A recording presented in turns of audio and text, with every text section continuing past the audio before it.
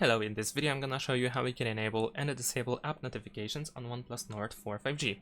In order to do this, first we need to open the settings. There we go.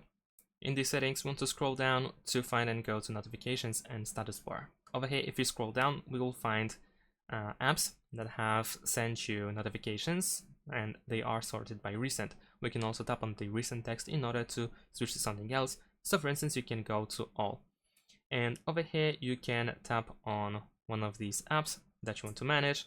And over here, you can press on the allow notifications in order to completely turn on or off notifications. However, you can also manage specific notifications. So over here, we also have categories.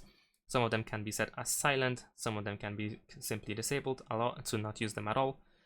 So of course, different apps have different settings, and all of these app notification settings can be found over here. You can also quickly enable and disable all notifications for a specific app.